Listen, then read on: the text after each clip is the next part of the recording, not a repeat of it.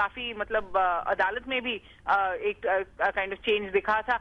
اور جو ایویڈنس اجمل قصب کے ساتھ ہے, ان کا جو کنفیشن ہے, وہ سب دیکھ کے شاید کورٹ نے خود کہا ہے کہ اس کے مائنڈ میں کوئی بھی ڈاؤٹ نہیں ہے کہ اجمل قصب از گلٹی.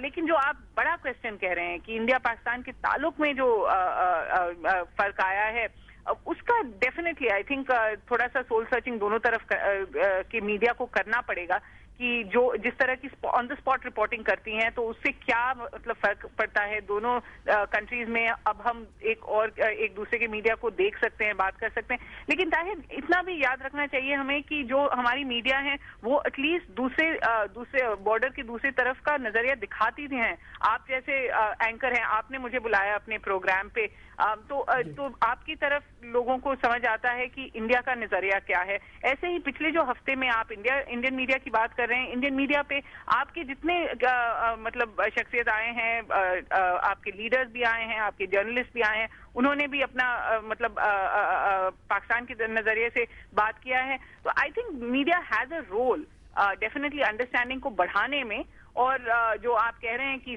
شاید زیادہ ہی سینسیشنلائز ہوتا ہے, یہ تو آئی تھنک 24/7 نیوز میڈیا کا ایک پرابلم ہے. اور یہ جو نیوز میڈیا دونوں طرف ابھی کافی مطلب امیچور اسٹیٹ میں ہے. شاید آگے جا کر آپ کو لگے گا کہ آفٹر ایوری ایونٹ اتنا مطلب نی جرک ریاکشن نہیں ہوگا شاید. جی ہمارے صاحب آخری 1-2 منٹ بچتے ہیں. یہ بتائیے گا کہ کیا وار آن ٹیرر اب جو ہے وہ ان اٹ سیلف وار رہ گئی ہے, یا یہ جو ہے وہ ریاستوں کے باہمی کھیل کے اندر جو ہے وہ اب ایک بارگیننگ چپ بن گئی ہے؟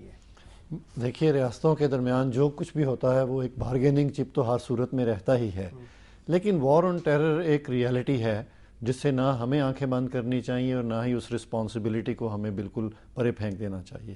اس سلسلے میں اگر آپ اجازت دیں تو میں 2-3 باتیں کہنا چاہوں گا.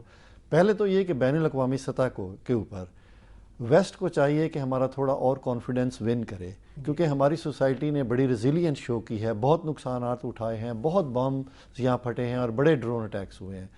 تھوڑا سا اگر یہ کر لیں کہ جو پاکستان سے لوٹ مار کر کے اور جرائم کر کے لوگ ویسٹ میں ہیونز کے اندر رہ رہے ہیں اور ان کے سرمایے وہاں موجود ہیں, اگر وہ فیو بلین ڈالرز اس قوم کو ریٹرن کر دیے جائیں اور کچھ افراد کو ان کی اصل حالت مجرمانہ حالت میں اس قوم کو واپس دے دیا جائے, تو اس کا ایک بہت ہی بڑا ایفیکٹ سول سوسائٹی کے اوپر پڑے گا. سیکنڈ یہ کہ جو دنیا کے 2-3 میجر پینڈنگ پرابلمز ہیں جن کو آپ اگر حل نہیں کریں گے تو پھر کسی وقت دوبارہ سے نئی بریڈ جو ہے نئی قیادت کے انڈر دوبارہ ٹیررزم یا کسی اور فارم آف وائلنس میں صورت اختیار کر سکتی ہے. ان مسائل کو بھی تھوڑی توجہ دینا جو ہے, اگر وہ مکمل طور پہ فوری طور پر ظاہر حال نہیں ہو سکتے تو ان کے سلوشن کی طرف کچھ سٹیپس اٹھتے ہوئے نظر آنے چاہیے. دوسری چیز میں اپنے ان ہاؤس بات کرنا چاہتا ہوں کہ ہمیں بھی اپنے شہری کو بتانا ہے کہ رول آف لاء کے دائرے کے اندر آؤ, اور پرائیویٹ سینس سے اور پرائیویٹ جسٹیفیکیشن سے ریاست کو چلانا اور ریاستوں کے تعلقات کو کنٹرول کرنا کسی بھی لحاظ سے اچھی بات نہیں ہے, بلکہ یہ تباہی کا شارٹیسٹ میتھڈ ہے کہ آپ اپنی منشا کے اوپر اسٹیٹ کو اور انٹرنیشنل ریلیشنز کو چلانے کی کوشش کریں.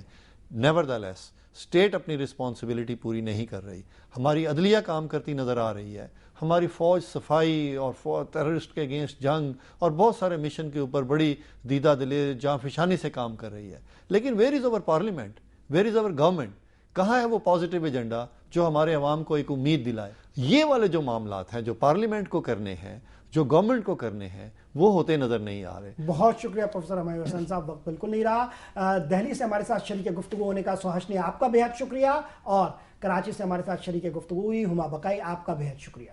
Thank you. آپ نے ماہرین کی آرا سنی.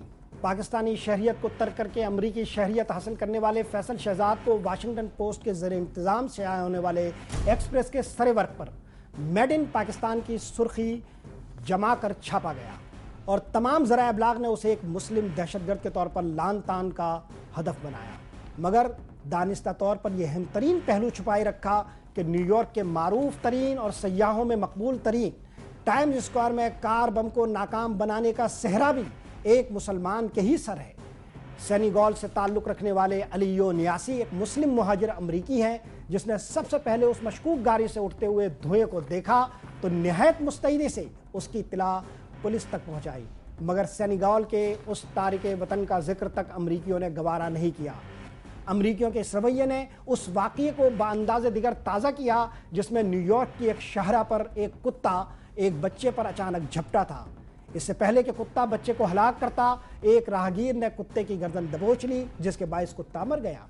نیو یارک ٹائمز کا ایک رپورٹر یہ منظر دیکھ رہا تھا۔ اس نے راہگیر کی تصویر بناتے ہوئے کہا کہ صبح اخبار کے صفحے اول پر یہ تصویر اس سرخی کے ساتھ شائع ہوگی کہ ایک نیو یارکر نے اپنی زندگی خطرے میں ڈال کر ایک بچے کی جان بچائی۔ اس پر راہگیر نے کہا کہ یہ سرخی تو خوب ہے مگر میں نیو یارکر نہیں۔ تو رپورٹر نے کہا کوئی بات نہیں، پھر سرخی کچھ یوں ہوگی کہ ایک امریکی نے اپنی جان پر کھیل کر بچے کو بچا لیا۔ راہگیر نے کہا یہ سرخی بھی عمدہ ہے مگر مسئلہ یہ ہے کہ میں ایک تارک وطن مسلمان ہوں۔ رپورٹر سر جھکا کر خاموشی سے چلا گیا۔ اگلے روز نیو یارک ٹائمز کے صفحے اول پر شائع ہونے والی سرخی یہ تھی کہ ایک بنیاد پرست مسلمان نے پالتو کتے کی گردن مڑوڑ دی۔ یہ تھا آج کا پروگرام۔ اپنے تبصروں اور مشوروں سے ضرور نوازیں۔ محمد طاہر کو اجازت، اللہ نگہبان۔